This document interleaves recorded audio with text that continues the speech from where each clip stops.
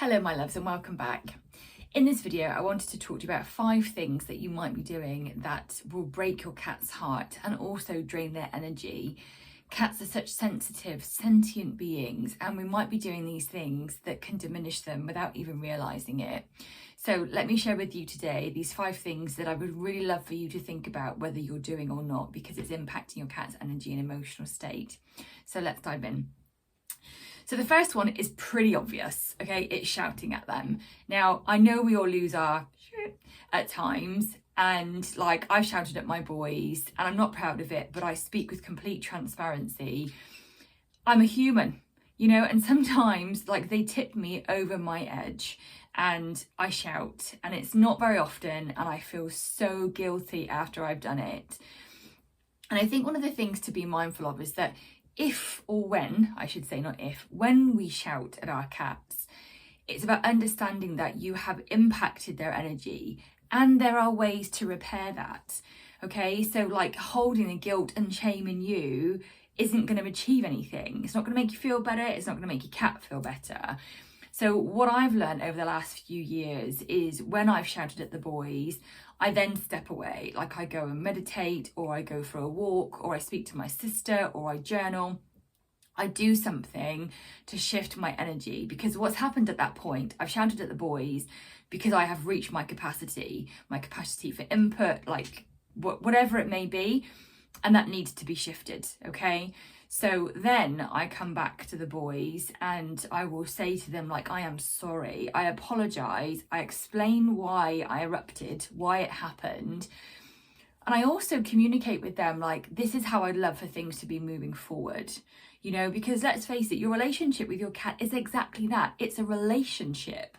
And relationships are two-way, and relationships are all about communication.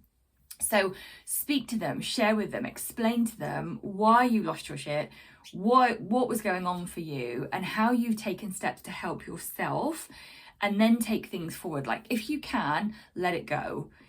Try not to dwell and harbour it and keep it within, because that doesn't help, okay? So when you shout at your cat, give yourself a bit of grace.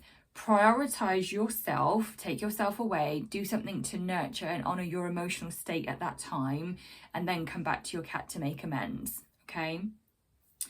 The second one is ignoring them. Now, I know sometimes it can be hard if your cat's meow, meow, meow at you. And again, there may be times when you're like, I just need some space. But I come back to what I mentioned a moment ago, which is it's about a relationship. And, speaking with your cat, sharing with them and vocalizing and saying what you need is just as important as feeding them, as sorting their litter tray, as playing with them. So if you need space, say that. Now, I know this might be uncomfortable for some people, because there are a lot of us humans out there that are not guided or held or supported when it comes to speaking up for our needs. And that's where I'm kind of giving you permission, to say to you, like, it's okay to say to them, I need a break, I can't handle this right now. So the other night, oh my God, my boys were driving me crazy. I had a really intense day on many levels, like emotionally, mentally, and energetically. And I just wanted to watch my box set. Like, I wanted to just kind of numb, just zone out from everything, because I'd been on all day and I just needed a break. Leo is in and out of the patio doors. He wouldn't go into the cat flap. I wouldn't go and use the cat flap. Baby Max was hungry, but I couldn't feed him because we're having like the daylight changing at the moment. And if I feed him at a certain point, he won't come home until like 11, 12 o'clock. So he was like on my lap, and it was just like, oh, for goodness sake. So I stood up and I said to both of them, because they were looking at me like, Mum, Mum, Mum, Mum. And I said to them, boys, I've had a heavy day, I need a break. Leo, you can use the cat flap to come in and out. Baby Max, I'll give you some freeze-dried bits to eat now, and then you're not having anything else until you come home. And you know what, like, that kind of helped, because Leo then did use the cat flap twice and then was in for the night. Baby Max had his little freeze-dried bits and then went out and was gone. So communicating is the key. And when you ignore your cat, like, it diminishes their energy. It makes them feel crappy, to be quite honest. Imagine what it's like if someone ignores you, and not just like a friend, but like a family member, a partner, a loved one. When you're asking for something, or when you need something, or even when you just want connection, imagine what it's like to just be to be totally blanked and ignored. You know, think about how that feels for you, and that's what's happening with your cat. And when you do that, it diminishes their energy. Okay, so I hope these are helping. I'd love to hear from you. I love to hear from the Naturally Cats community. So come into the comments and let me know how this video is resonating with you. So excited to get to the next ones. And don't forget to subscribe to the Naturally Cats YouTube channel. Hit the bell to get notifications of my new releases so you can help your cat with every video. So the third thing that you might be doing, which is diminishing your cat's energy and basically kind of breaking their heart, is wishing things were different. I have had to really, really rein this in. Leo's been my biggest teacher in this regard, because I have wanted for years for him to be more cuddly. I have wanted for years for him to eat better. I have had expectations of him, of our relationship, and I have constantly wished for things to be different. So I speak from experience, okay? It doesn't help. It really doesn't. Like, imagine again, if I flip this around to you as a human, if I said to you, like, well, I always want you to act this way. I always want you to eat this. I always want you to be like this. I always want you to wear these clothes. I always want you to say these things. How would that make you feel? It diminishes the sacral chakra, which is the orange one there, in and around the kind of reproductive area. Like for us, it's below our belly buttons. And the sacral chakra is all about sense of identity. And when you say to your cat, like, be different, or I wish things were different, you're essentially saying to them, you're not good enough for me. And imagine if someone said that to you, like, wouldn't it just break your heart? You're not good enough for me. I don't want you like that. So I know it might just be a thought. I know it might be a fleeting moment, but that matters. And what I would say is when that comes, when you have them, because again, we're human and they do, take a moment and be like, whoa, where has that come from? What are my emotions behind that? So when Leo's not eating, you know, I'm scared, basically. I'm scared because we had a situation with him with feline anorexia a few years ago and he didn't eat for 4 days.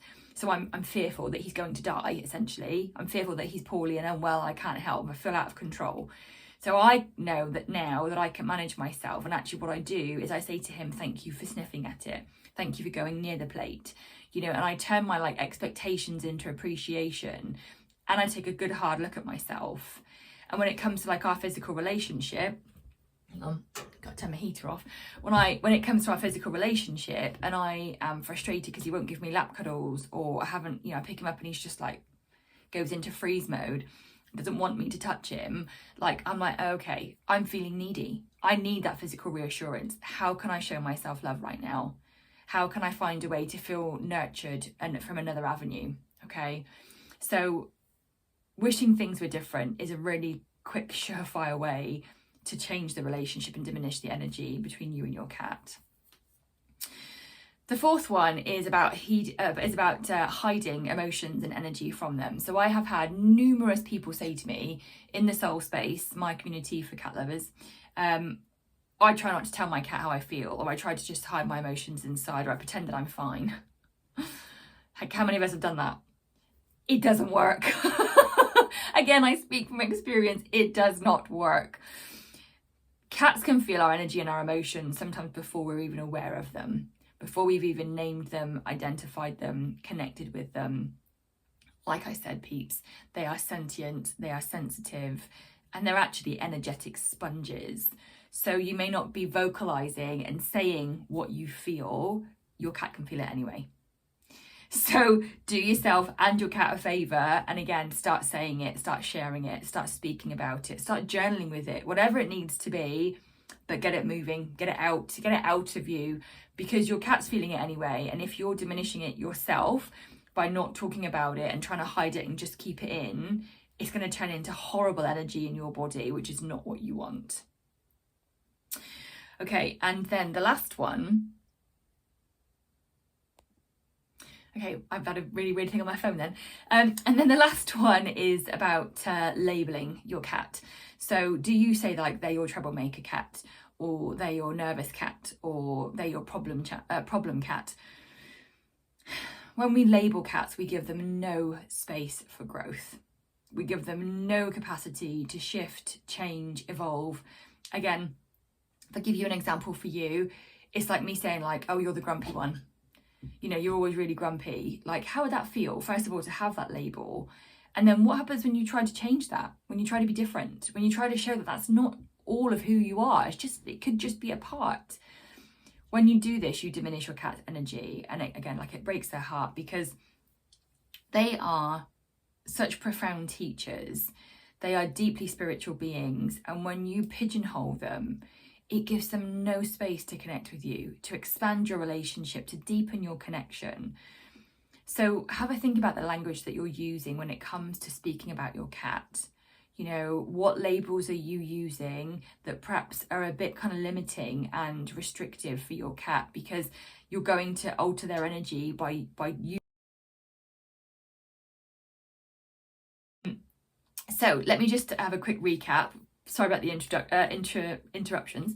So 5 things that might be breaking your cat's heart and diminishing their energy are shouting at them, ignoring them, hiding your energy and emotions, wishing things were different, and labeling them. So just have a think about, you know, how you're interacting with them, how you're looking after yourself. And I hope that this video has helped. If you need extra help and support, I do offer healing for human cat guardians. So not only do I do cat chakra cleanses, but I also help humans as well.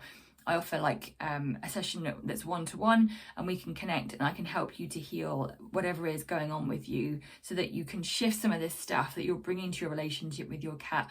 Work with me, you let it go, and things can be completely different with your feline friend. So I'll pop a link below, you can check it out. The information's all on my website. I hope you've enjoyed this video. Don't forget to come into the comments, and I will see you next time. Bye for now.